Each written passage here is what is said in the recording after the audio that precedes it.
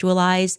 And I'm going to do that. But first, Skylar, can we bring in a clip of Charlie from a month ago speaking about the kind of pressure that he was under? Because I think that will also help to further contextualize this.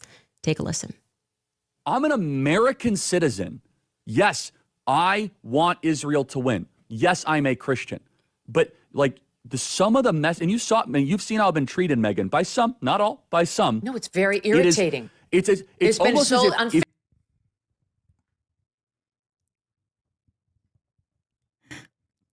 I love that. Dude, I'm sorry. I can't. This is, you know what this reminds me of? Bill Clinton. Okay? Jeffrey Epstein associate Bill Clinton, and also major Israel dick rider Bill Clinton. Bill Clinton, in his private correspondence, has openly communicated his distaste for Israel. Bill Clinton, in the way that he operated, of course, was a major dick rider for Israel. The reason that a lot of people who deal with Israel feel this way, they all feel this way. Charlie Kirk, I'm sure Donald Trump is not even that big of a fucking fan either in his personal affairs, is because we know how people who fucking are a part of the Israeli state behave. They are repulsive. They are unimaginably arrogant. They are the most entitled motherfuckers you've ever encountered in your life.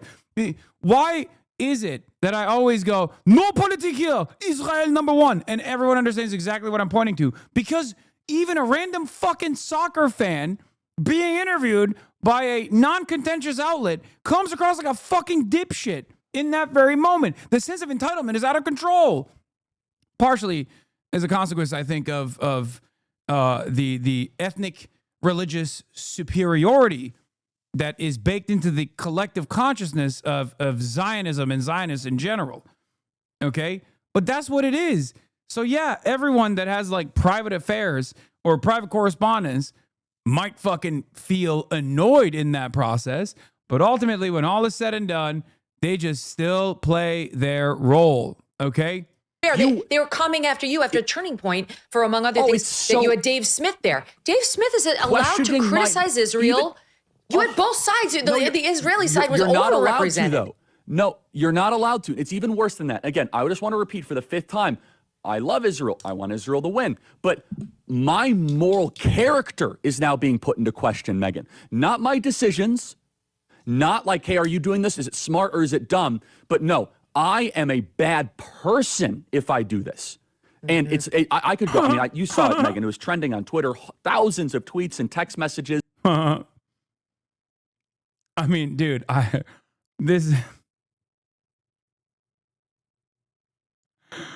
who are we kidding? Charlie Kirk? Most of these more mainstream far-right figures hate Muslims. Hate for Muslims would be far stronger than their anti-Semitism. They can drop some dog whistles here and there for the noticers in their audience, but they will never show the humanity of Muslims. Yeah, you know what this reminds me of? When Matt Walsh was getting a lot of heat for still working at the Daily Wire, because obviously Ben Shapiro is not only Jewish, but also the most vicious dick rider of Israel, right? So a lot of Nazis were like, Matt, you're one of us. Why the fuck do you still work for Jewish Ben Shapiro, right? So I am almost certain that Ben and Matt talked, and Matt was like, hey, I'm just going to post the swastika. Please don't get mad at me. And he posted that fucking AI swastika image of the white family, the hidden swastika image, to just basically cool off the fucking groypers in the audience, to be like, dog, I'm about to post a swastika. I'm just letting you know, okay? Straight up. And it's like that.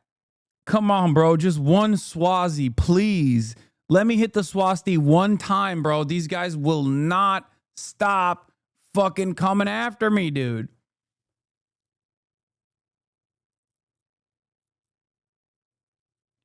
Chad thinks that if you go... The fuck? Yeah, he was gonna... And then he was gonna toss out keffiyehs instead of MAGA hats.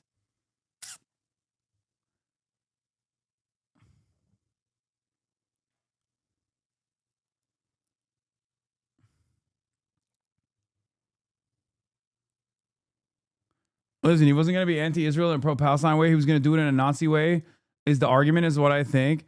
What do you mean? If you listen to fucking Nick Fuentes, depending on, you know, which Nick Fuentes you're listening to, he sometimes comes across like a fucking campus gender Marxist when he's talking about fucking Israel. And we know what his actual opinions are, so.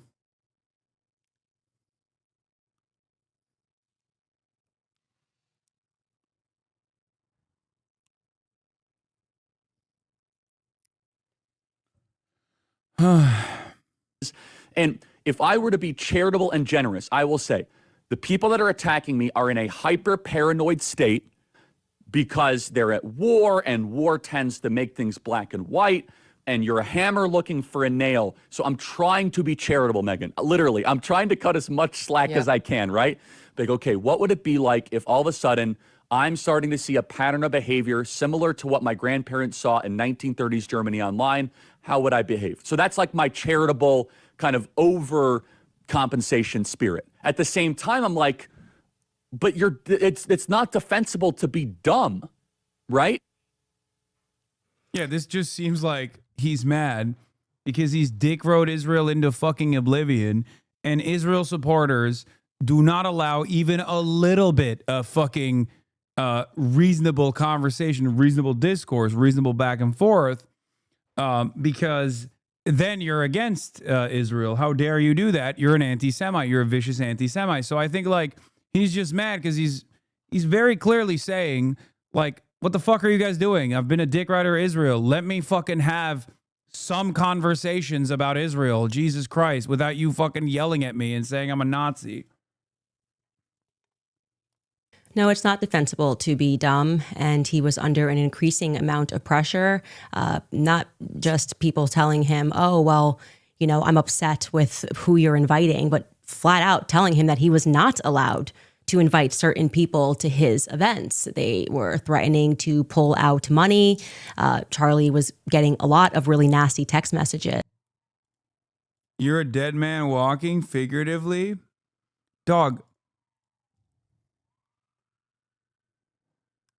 Hey, Hassan, how long until you and the Twitch CEO get the boot? You're a dead man walking, figuratively. Dog, your name literally is Introvert's Guide. Okay? I just don't think that I don't think you got anything going on in your life, brother. Like, you're agoraphobic.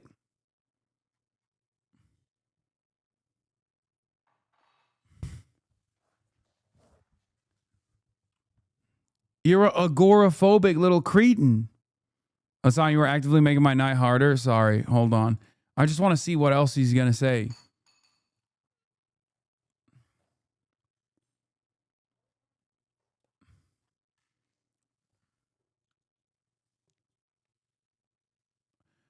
I just don't shower fantasy as a person. Yeah, but it's like next time Asman goes on break, they'll get Hassan. This chat is unhinged. I can understand not liking the guy, but goddamn, people chill the fuck out. Next time Asman goes on break, they'll get Hassan. Like, the thing is, what is it that compels you to keep up this fucking fantasy, you know? Aw, shucks. You did realize you're getting kicked off. If you got to your debate with Charlie Kirk, you'd be in agreement. Yeah. Unironically, he would have shifted his position by that point. It would have been the major reveal. He would have come out and been like, Hassan, we don't agree on much. We don't agree on much, but on this Israel stuff, you are right. We must dismantle the Zionist entity piece by piece, okay? Of course, a violent apartheid structure over the course of 100+ years, ethnic cleansing and complete domination is going to have naysayers, is going to have violent resistance as a consequence of that. He was actually going to give me his Hezbollah banner. He had one in his back pocket, and he was going to wave it around. He was going to wave around the Hezbollah flag that he took out of his fucking out of his back pocket. That's where it was. And then Israel knew that it was going to happen right before he recited the Shahada, by the way, so that we could both be connected and find the light of Islam and Jannah together. They stopped him. There are a lot of people who are saying that, like, Charlie Kirk was assassinated by Israel. And listen, I'm the number one hater, okay? I'm the number one hater. Now, if there was any sort of like foreign entanglement here in the assassination of Charlie Kirk, which is, again, maybe. And I mean, what I was going to say is, if there was any sort of foreign entanglement, it was definitely not done because it was definitely not what took place because Charlie Kirk was right at the precipice of becoming anti-Israel. And I'm seeing a lot of people on the gray zone side, on the left side, like also assuming this position.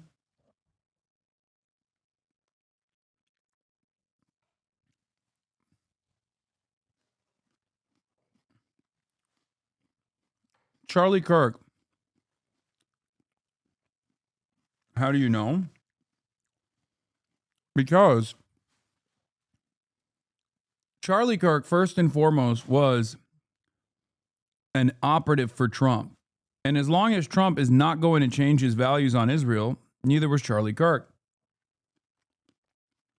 His own personal opinion on this does not matter even a little bit. Okay?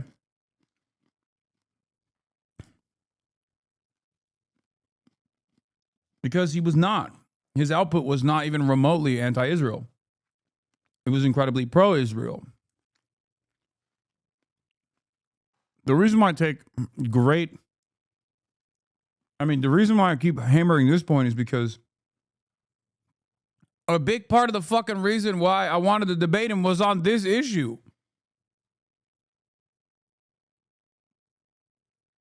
I looked at all of his goddamn background. Like, I looked at his background and I looked at his assessments on Israel. And with the exception of like every now and then saying, oh, well, we're going a little too hard with the free speech stuff, huh? Come on. There was no indication that he was making a pivot at all on his output. Watch the first 15 minutes. All right, you guys, we're going to jump right into this with no introduction. Holy fuck. This is why I said, fuck Steven Crowder. Give me Candace Owens. 1.1 million views in 2 hours, okay? 1.1 million views. Dude, we are operating with the old mindset. The notion that Ben Shapiro's word is worth a damn. The notion that Steven Crowder's word is worth a damn. They do not matter. Candace Owens is the new... Candace Owens has been the new wave of right-wing commentary. Out of all of those like institutional Republicans, the only one that actually had a little bit of motion was Charlie Kirk. There's a lot that I would like to speak with you guys about. Can't wait to hear your feedback. A lot of lies that are being put out. Dumbass Shadows are then saying you would have debate Kirk as an Israel supporter.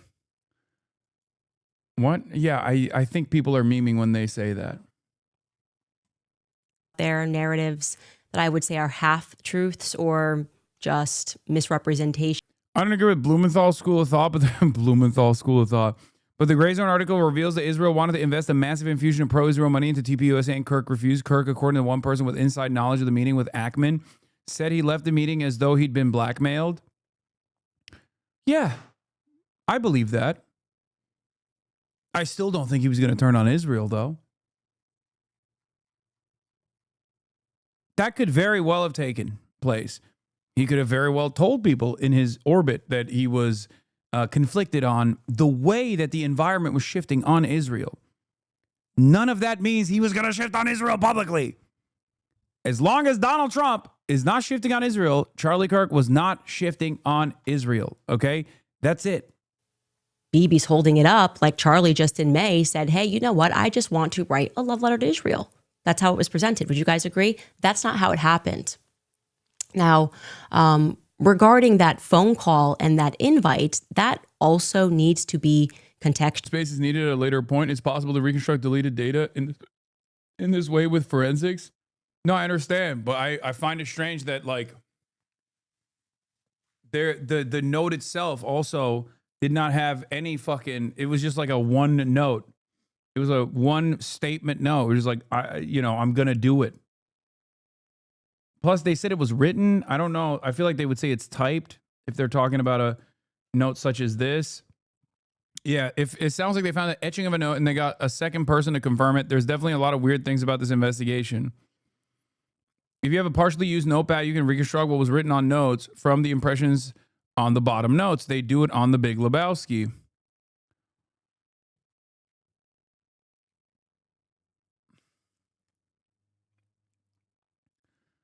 I just find it strange. Justin, Patriot Front marching through Huntington Beach, California, California chanting, "Fight back, say his name, Charlie Kirk."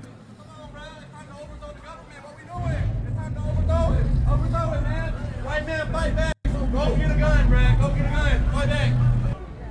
Our streets! Our streets! Our streets! Our land! Fuck you all! Fuck you all! White man! Fight back! White man! Fight back! White man! Fight back!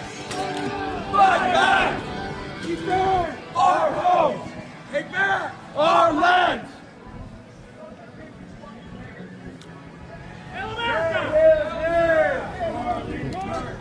Say his name! Charlie Kirk! Say his name! Charlie Kirk! Say his name! Charlie Kirk! Say his name! Charlie Kirk!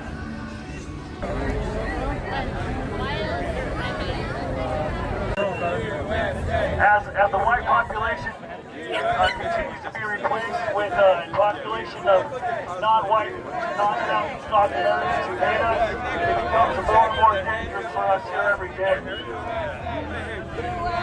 Every time you go somewhere as a family unit, with your wife and your children, you're surrounded by people that look nothing like you and have disdain for you.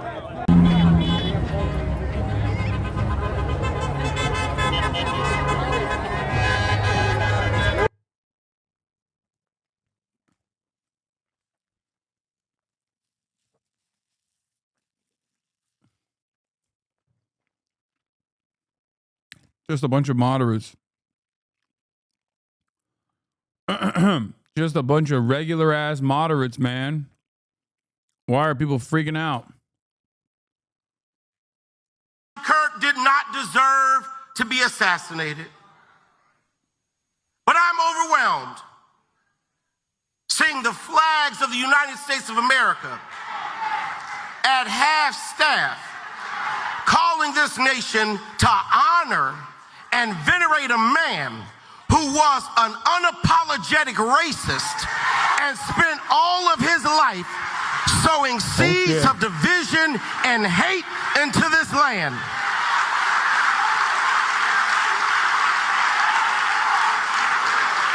And hearing people with selective rage who are mad about Charlie Kirk but didn't give a damn about Melissa Hortman and her husband when they were shot down in their home, tell me I ought to have compassion for the death of a man who had no respect for my own life. I am sorry, but there's nowhere in Bible where we are taught to honor evil. And how you die Goddamn. does not redeem how you lived. Goddamn. You do not become a hero in your death when you are a weapon of the enemy in your life.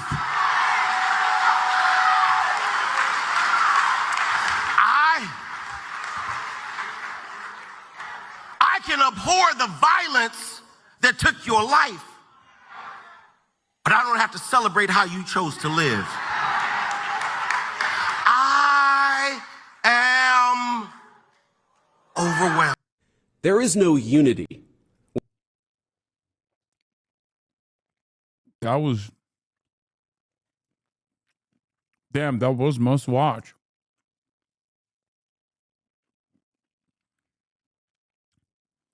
That was a must watch. The title was not wrong.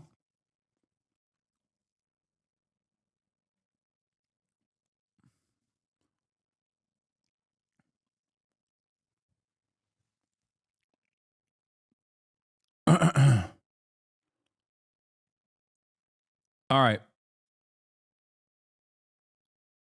Do not trust that guy. I mean, I don't know anything about him, but Trump administration has reportedly ordered the removal of signs and exhibits related to slavery at multiple national parks, including the historic photograph, "The Scourged Back." Yeah, they're moving along. Business as usual.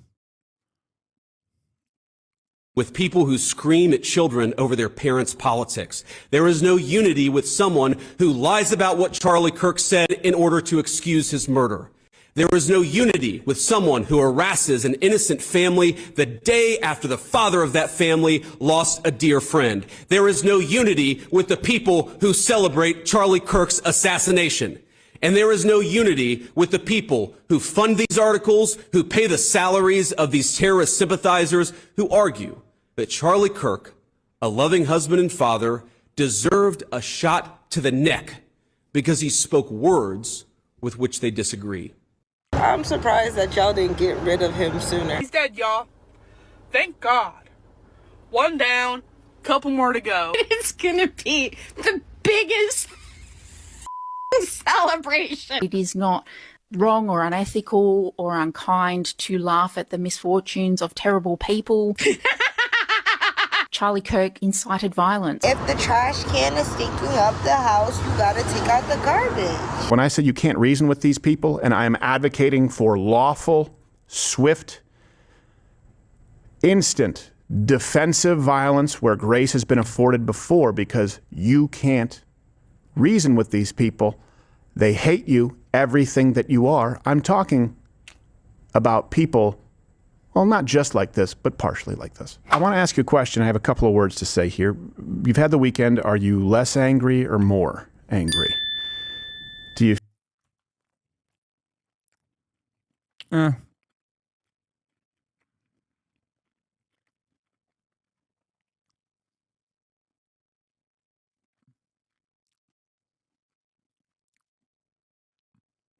Schumer makes sick claim about political violence. You know.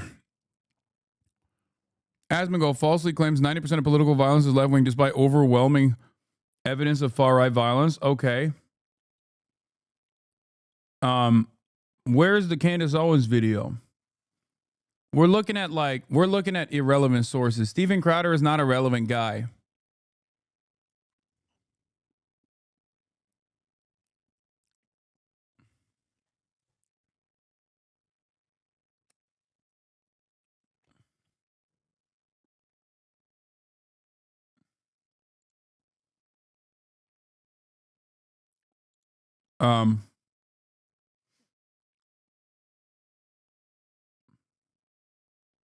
Yes, I'm going to be talking about the Venezuela stuff too. Yeah, Candace Owens is the relevant party here. She just did a whole video about what she thinks was responsible. And I think she's hitting the fucking Israel notes. This was from Clandis. I can't process this. Yeah, according to Charlie Kirk, it's because you don't have brain processing power. Okay.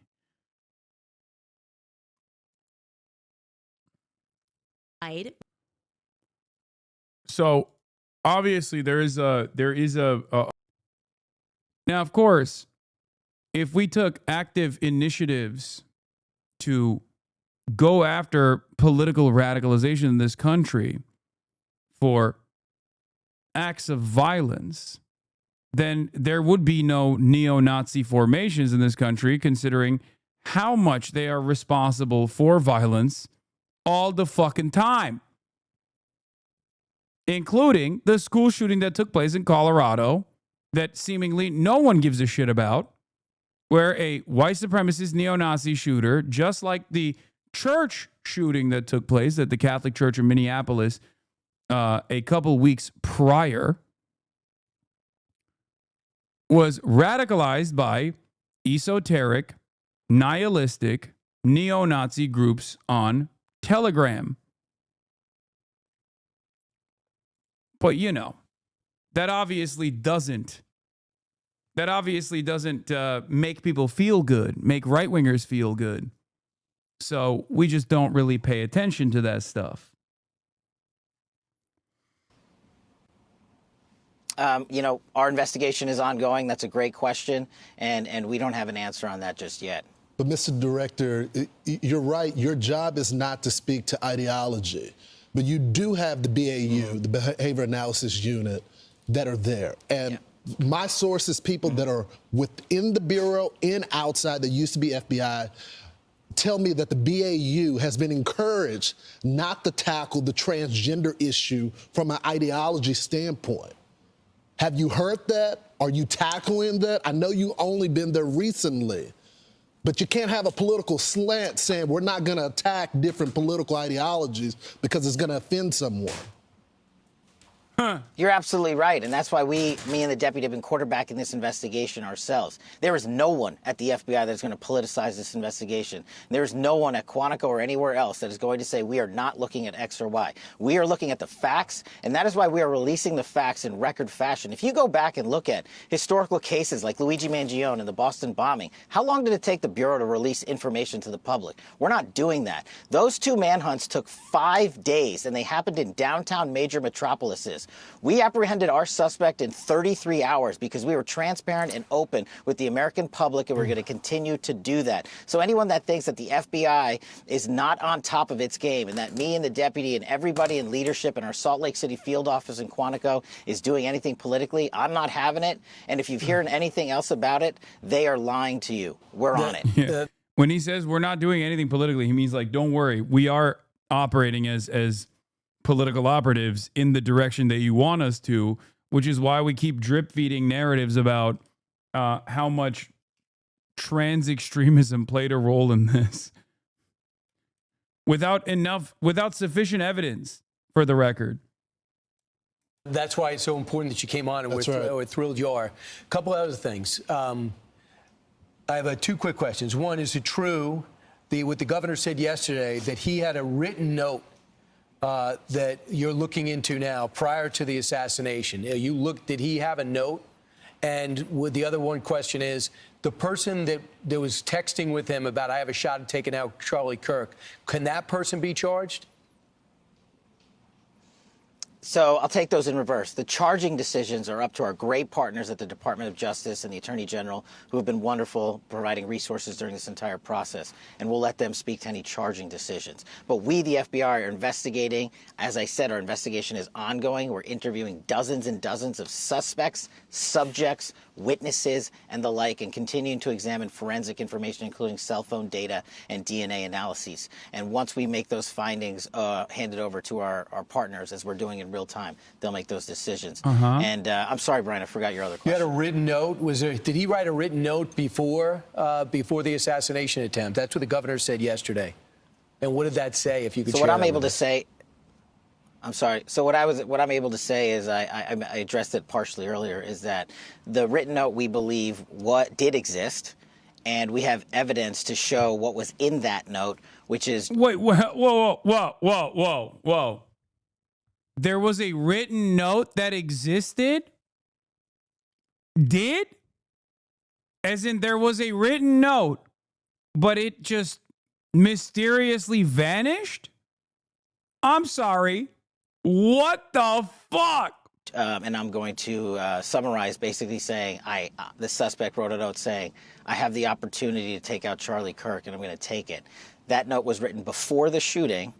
Evidence of its existence, we now have learned, existed before the shooting, was in the location in the suspect and partner's home. But we have since learned that the note, even though it has been destroyed, we have found forensic evidence of.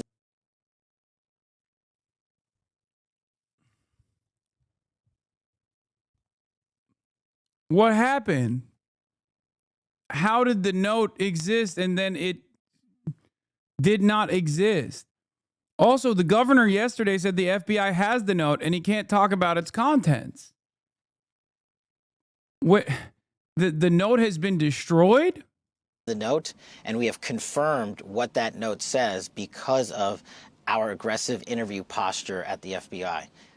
So, Mr. Director, I'm curious, and there has been some criticism, so I appreciate.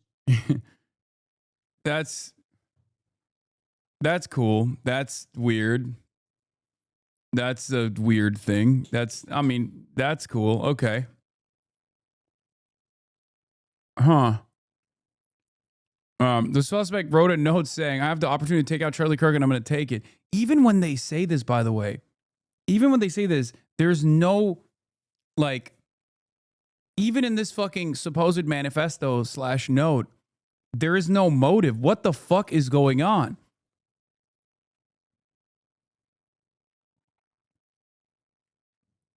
Patel said the note had been destroyed, but we have found forensic evidence of the note, and we have confirmed what the note says because of our aggressive interview posture at the FBI.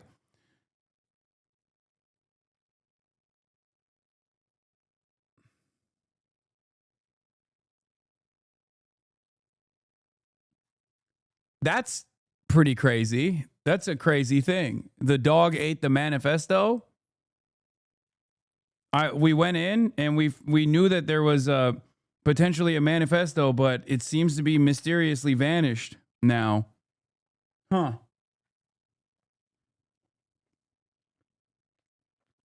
How strange. What could it be?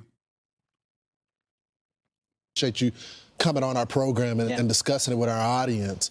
Can you tell us what was happening on the ground? Apparently, according to sources, you weren't getting some information, you requested photos, and you were being stonewalled. Now, I think it's important to note, there's always some sort of tension between local cops on the ground and the feds. They want to handle their own investigation, but of course, with an investigation of this magnitude, you have to step in, you have the resources. But can you explain, was it the local field office, was it the state police? What was going on? So the local authorities have been fantastic. Okay. The local sheriff, the state PD have been wonderful. And any investigation, as you hinted to, of this magnitude has so many people in it because I'd made the decision to surge so many resources. And to get the information up to me was of the utmost priority. So I worked with my team to say, hey, there's not going to be any delays. We're not going to do it the way we normally do things. So the only thing that people were doing at the FBI was how they knew how to do things. I had to expedite that process. That's my job. That's what I thought this case deserved. And that's what this case was rightly calling for. So I made the tough calls. But I wasn't critical of anyone in particular. I just said, we got to move faster. And that was my call to make. And if there's any criticism there, you can put it right here. Who wasn't giving you information, Director? Who wasn't giving you the photos when you requested them quickly and it didn't make it to you? Who denied that order? It's not a denial of the order. Just to clarify, I'm glad we're talking about this. The photos were produced. They just weren't produced in a timely fashion that I felt was appropriate for an investigation of this magnitude. So I came in and I accelerated that process. So in the 24 hours after, when we were still looking for the guy, I know you posted that we got him. And that ended up not being true. You took some incoming because of that. What led to you posting that? Why did you feel so certain about it? And what do you have to say about the criticism? No, I appreciate this opportunity. Look, as I stated, I was being transparent with working with the public on our findings as I had them. I stated in that message that we had a subject and that we were going to interview him, and we did, and he was released. The job of the FBI is not just to manhunt the actual suspect who did the killing or suspects, but it's also to eliminate targets and eliminate subjects who are not involved in the process, and that's what we were doing. Could I have worded it a little better in the heat of the moment? Sure. But do I regret putting it out? Absolutely not. I was telling the world what the FBI was doing as we were doing, and I'm continuing to do that, and I challenge anyone out there to find a director that has been more transparent and more willing to work the media on high-profile cases or any case the FBI is handling than we have been under my leadership. Just follow. Do you think that guy was part of the plot to distract you while this guy got away? Do you think there's any connection between two of those people that stood up and acted crazy at that moment? Well, as it's now been publicly reported, some of these people were taking claims for this horrific act of violence, and they had nothing to do with it. Others were working what we call a daisy chain analyses, and this is where the cell phone data dumps are so important. We're seeing who talked to who, not just in chat groups. We're seeing who texted who was around who. We're using our geofencing capabilities to map out exactly where individuals were, and then we're also getting into their personal cell phone information to say, were you calling so-and-so? Were you texting so-and-so? And we know the suspect was communicating with folks, but as I've said, that cell phone tower information, you got to get it the right way, with search warrants, with lawful authority, so that our prosecutors can use it in court for whatever investigations they decide to prosecute. Cash, he's not saying a word. He's not admitting it. Is he remorseful? And what happens to him? Does he get the death penalty? Well, I'll let the state authorities speak to their prosecution, which is ongoing. As I think your summary is correct, based on my information that I have, he has not been cooperating in terms of interrogations with our law enforcement officials. And Mr. Director, we always appreciate it because every time there's silence, that's when the conspiracy theories pop up. Yeah. So we appreciate you coming out with us today and just telling people what you know. Appreciate it. Mr. Director. Thank you so much. I'm Steve Doocy. I'm Brian Kilmeade. And Charlie. Pastor Howard John Wesley speaks on Charlie Kirk. Must see.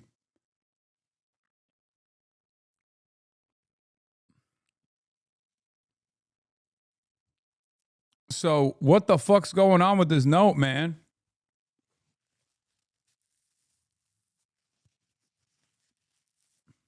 That's weird. My guess, the manifesto was a Word document or a digital text document or a message that was deleted, but they recovered it from the storage drive or subpoenaed the messaging service provider like Discord for its records. Deleting local files doesn't always clear the associated drive space. Just marks it for deletion until the...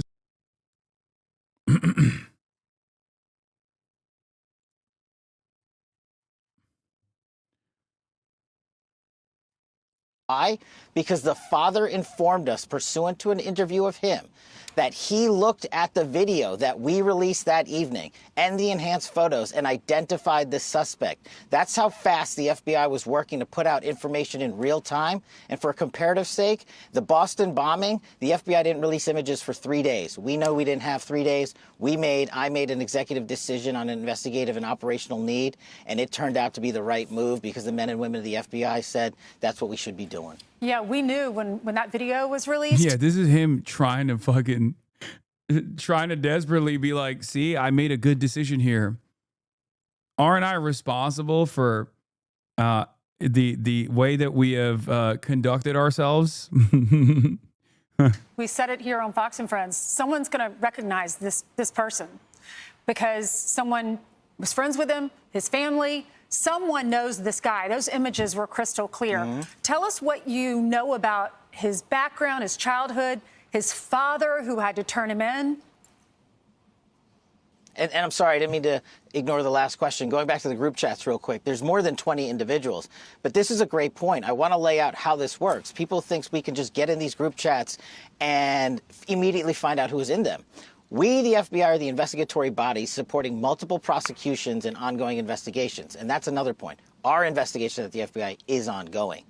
And there are scores of people in this Discord chat room. But we have to effectuate legal process. We have to go out there with search warrants so that if prosecutors want to later use this evidence, it's not tainted by being illegally obtained. We, the FBI, are running the investigation pointedly on the Discord chat group. There are scores of individuals that are going to be spoken to. There are also lots of family members and friends that have already been spoken to. And one more point on forensics.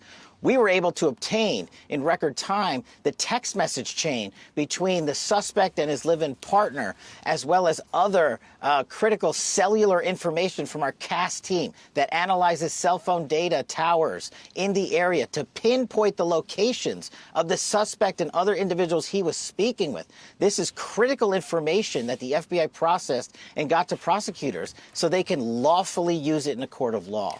And our investigation, our interviews continue, but we've learned some shocking things when we spoke to his family and friends as well. You want to share them? Those shocking things? Sure. And my job as FBI director is not to speak to motive, is to speak to the facts. And that's what I'm going to do. His family. Yeah. So you know he's not going to do that. He is going to speak to the motive. Has collectively told investigators that he subscribed to left-wing ideology, and even more so in these last couple of years. And he had a text message exchange, he the suspect, with another individual, in which he claimed that he had an opportunity to take out Charlie Kirk and he was going to do it because of his hatred for what Charlie stood for. Those are factually accurate investigatory findings by the FBI that we've handed over to the local authorities and the federal authorities to make their prosecutorial decisions. But I believe in this instance of such public importance, the public has a right to know. And I've told you I'm committed to transparency, and that's what I'm doing here today. Why didn't that person that he was talking to, why didn't that person say something? This guy in the chat said, leftist, yeah, there's no way this was done by a leftist. We all celebrated it. Meanwhile, like, the people, first of all, I've not made this assertion, okay? I've not made that statement. I don't know what the ideological background of the shooter was. I feel like there is not enough evidence yet to establish that. At least evidence that they've revealed to establish that. There's also certainly not enough evidence to figure out exactly what the motive was, right? Having said that, the entirety of the right have claimed that I am responsible for this, all the way from Elon Musk down to every fucking neo-Nazi out there. The irony, of course, is that not only have I not said anything violent about Charlie Kirk, but I was also slated to be next to him at a public event. There is, however, one group of people to his right flank, neo-Nazis that self-describe as groypers, who have actively pursued Charlie Kirk, stalked him, both on the internet and also physically in the real world.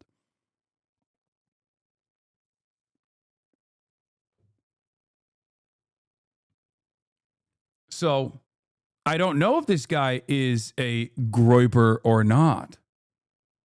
Okay? And as a matter of fact, I've said, I'm not so certain. I don't think he is. These guys still are going to yell at me regardless. Okay. I'm one of the few fucking prominent media figures that instantly said there is not enough evidence to suggest that this person is a groyper. Okay.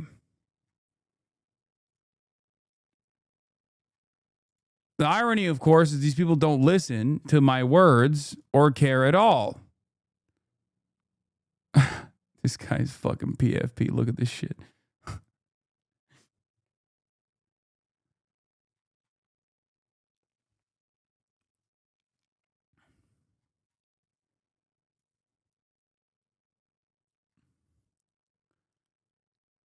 I think there is a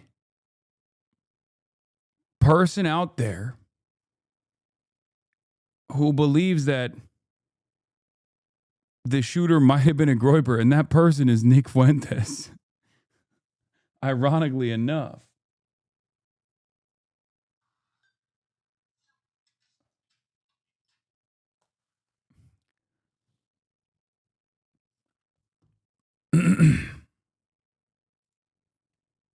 Glad that you're hearing what no noise gate having content creators actually sound like, okay?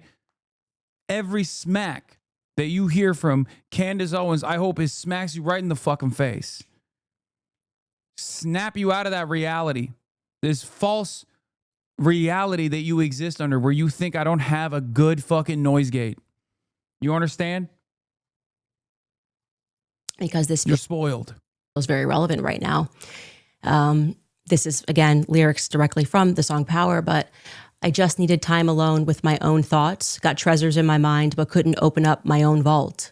My childlike creativity, purity, and honesty is honestly being crowded by these grown thoughts. Reality is catching up with me, taking my inner child. What the fuck? They would send lyrics to one another? Bro.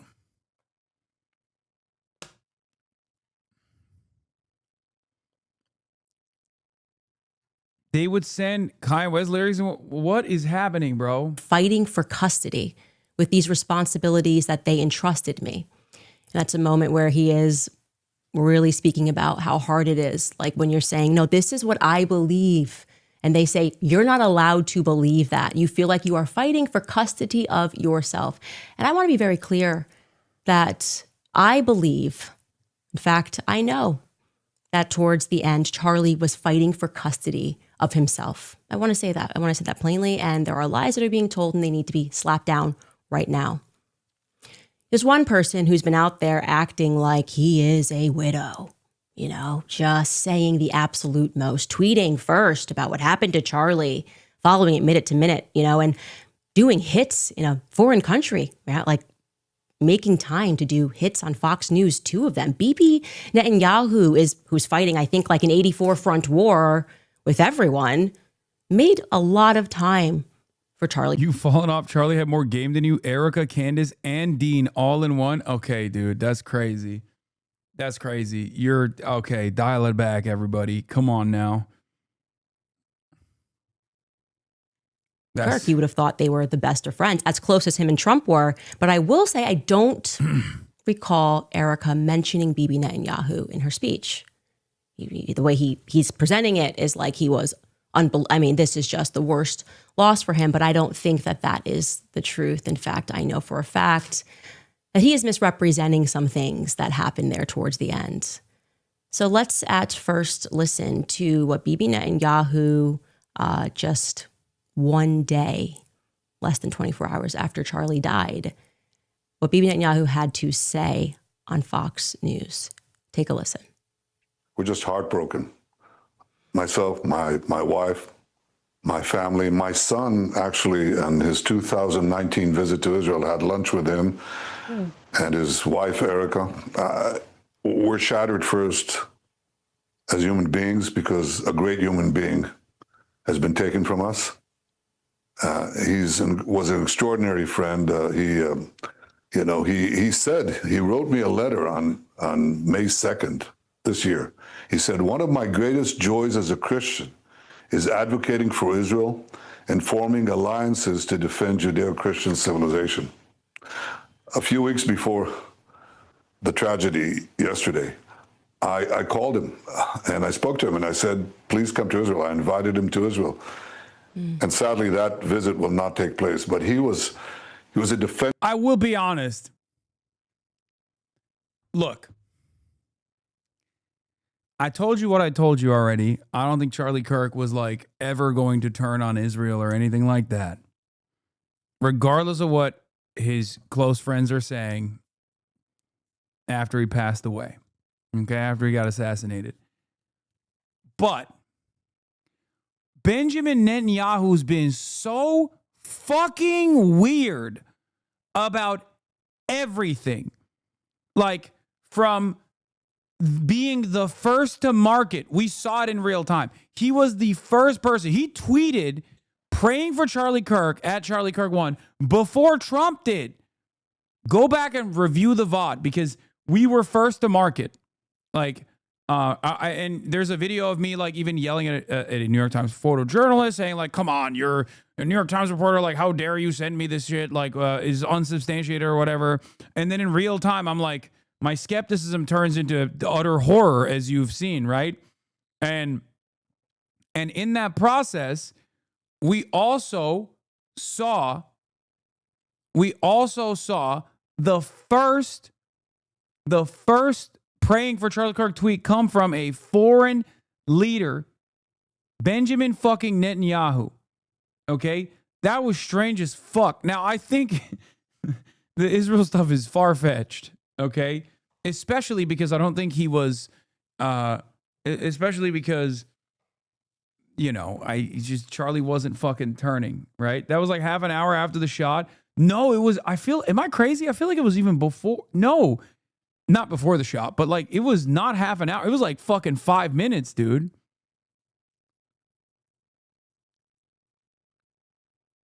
It was like, because I can tell you, with the exception of people that were there at the event, this community was able to figure out that Charlie Kirk had been shot before anywhere else because we immediately went and scoured the internet and found people who were filming at the event. It's all on the VOD. Every single thing unfolded on the VOD.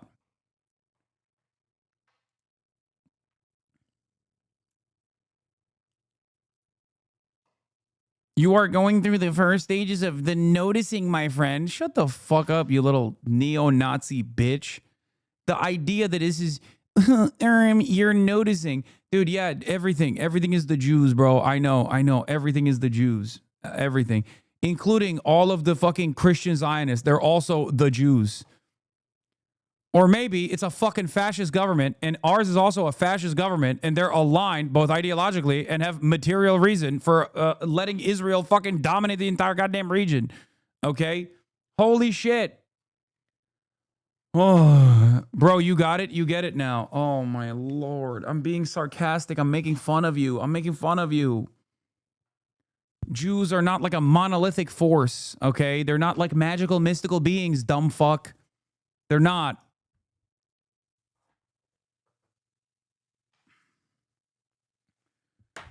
This is bad analysis, okay? Aside from it being hateful, bigoted, whatever, I know you don't give a shit about that. You have to understand, it's just dumb fuck analysis, okay? It's just stupid. In the most logical, cold, and calculated terms, it's a stupid proposition to make, okay?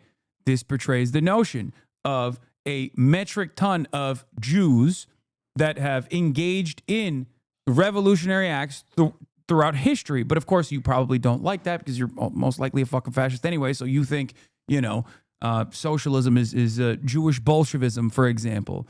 I said, don't say she got a point. You summoned them. I didn't even say Candace Owens got a point. I'm just simply stating that Benjamin Netanyahu fucking tweeting out prayers up for Charlie Kirk basically 5 to 10 minutes after Charlie Kirk got shot in the fucking neck before no major media outlet was aware of this incident unfolding, okay? Like, not directly after. I'm saying, like, 39 minutes, but still crazy. Okay, he tweeted 39 minutes after the actual shooting. We found out that the shooting was taking place like probably 20 minutes after the shooting had taken place. Okay. I would love to go through like a forensic architecture style analysis on this because I want to know what the exact like fucking timeline looks like. Cause like the actual time when Charlie Kirk got shot and then like when people started reporting on it. Right.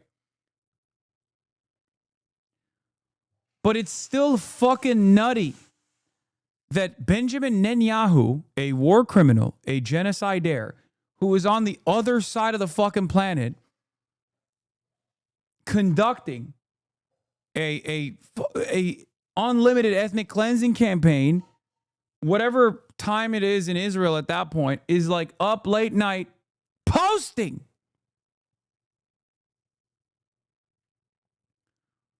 about prayers up for Charlie Kirk.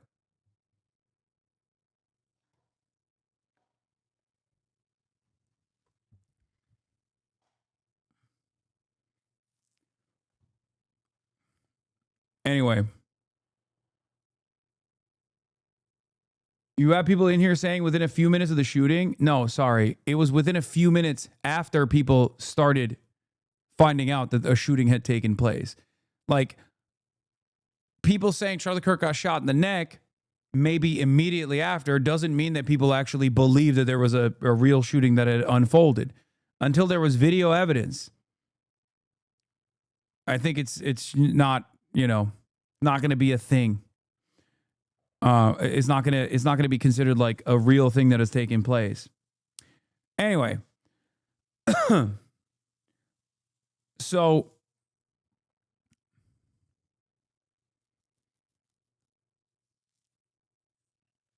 regardless.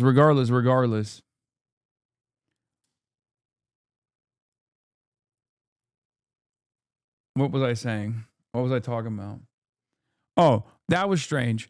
But also, his behavior since then has also been strange. But I mean, I understand it. Like, I understand why he would be super locked in on American affairs because, he knows that Israel support is at an all-time low.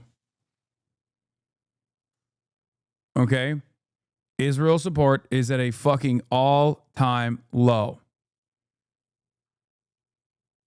And obviously has to pay close attention to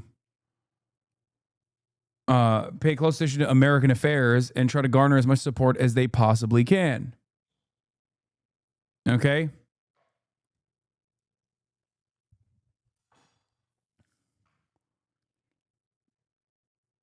But even then, it's like odd. He was like, oh, it must be the Muslims that did it.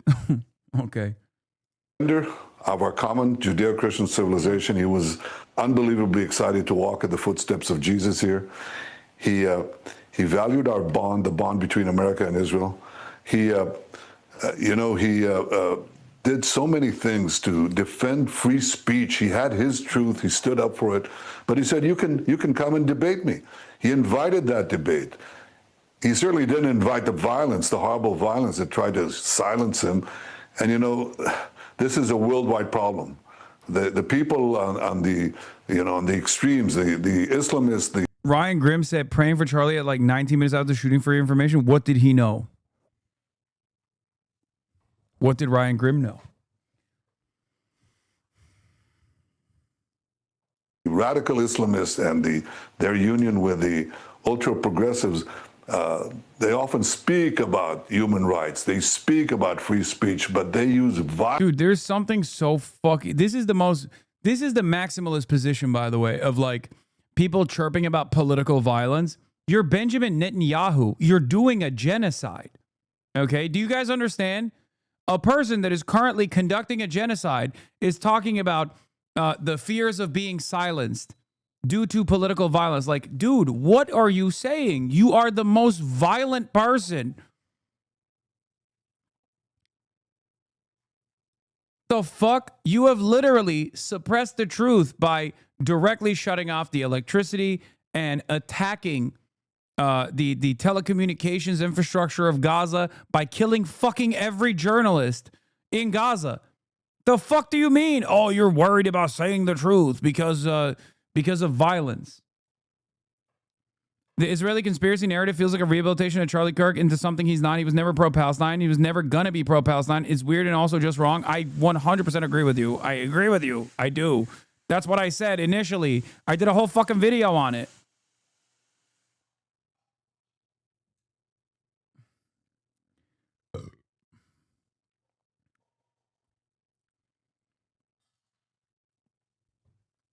But like, it basically shows us the understanding of like violence. Systemic violence or state violence is not seen in the same way as like an act of violence that took place against Charlie Kirk. Okay? Do you understand? That's why he can go on fucking Fox News and be like, oh, I'm so scared of the violence that silences dissent. It's ridiculous. Violence to try to take down their enemies, whether it's President Trump, who's been almost assassinated twice, or, they tried to kill me here too. But they got Charlie Kirk. Okay, that was the funny thing about his like attempted assassination, by the way, that he's talking about is that, what was it, like a 70-year-old woman or something? I calculated the shot happened at the 41-minute mark during your stream while you were watching a video about Zoran. Ah, yes, you in that chatter know more about Charlie Kirk's Israel support than Candace Owens, someone he was friends with to the point they shared music lyrics to one another. I guess you know more than her about Charlie shaking my head. No, I'm not saying that at all. I mean, I do know more about Charlie Kirk's like values and his public persona than the average person does. Okay. But what I was trying to explain is, even if fucking Charlie Kirk literally was telling Candace Owens, like, I'm scared about Israel, the notion that he was going to pivot to an anti-Israel position is fucking insane. And the reason why it's insane is because Trump is not pivoting away from Israel. Until Trump pivots away from Israel, Charlie Kirk is not pivoting from Israel, because Charlie Kirk is not pivoting from Trump. It's that simple. It's just heartbreaking. Who is they, BP? Who is they who got Charlie Kirk? We don't have to actually speak conspiracies. I'm just wondering, because you said a lot there, but it really sounded like it was about Bibi trying to establish a narrative that we saw reinforced by a lot of people that, Charlie kind of made it almost sound like he died for Israel. I mean, Trump's account even tweeted out a photo of Charlie and an American flag and also an Israeli flag, a bit of AI used, like this is just who Charlie was. He says Judeo-Christian values. He spoke to him 2 weeks ago. Again, you would think he was busy fighting this 97,000 front war, but no, he's letting you know that he just randomly picks up the phone and calls Charlie Kirk and invites him to Israel. Why would Bibi do that? It seems like maybe there's a little more to the story. No, there definitely is a little bit more to the story. First and foremost, that letter he is holding up, he is severely misrepresenting. Those sentences are real. I will say, I guess it's like a weird turn in the positive that like in the aftermath of your death, people fantasize that you actually were any moment now going to turn on Israel in an effort to feel better about supporting you, which means that like the environment has changed so dramatically that even conservatives are like, no, you don't understand. Any moment now, Charlie's going to turn on Israel. Like, I promise, bro. It was going to happen. The right is dropping Judeo. Yeah, I mean, it's I said that before. The right added on Judeo to the America was born on Christian values. I don't know the approximate timeline of this, but I suspect like it became much more popular after 9/11. Okay. War on terror. Israel is helping us fight our eternal enemies. That sort of thing. I'm sure Judeo-Christian values like existed before in like the 70s and 80s, but never to this degree. Okay. Never to the degree. You're saying to justify him and promote that he was a good person for turning on Israel? Yes. I think there are a lot of right-wingers who are anti-Israel and they want to feel like Charlie Kirk was also anti-Israel but just couldn't say it. Charlie Kirk was going to buy NBC. Yeah, I joked about this. This is the white, racist, conservative, anti-Israel guy's version of saying Charlie Kirk was just about to buy NBC. And then they got him. But I am calling upon Bibi Netanyahu, the dear friend to Charlie Kirk, to publish the letter's entire contents. Like, don't start with just 2 sentences. Publish the entire thing. You're holding it.